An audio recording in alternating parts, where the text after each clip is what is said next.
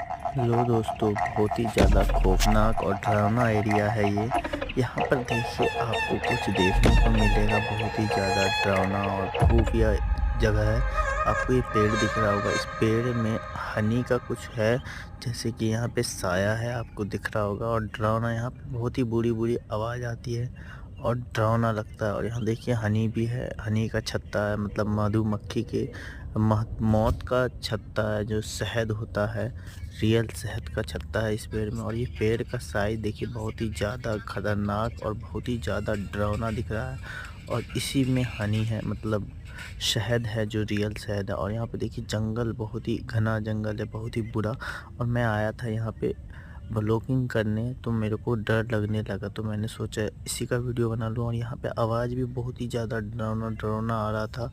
इसके कारण हमने जल्दी से निकलने का सोचा, शाम हो चुका था, इस वजह से हमने जल्दी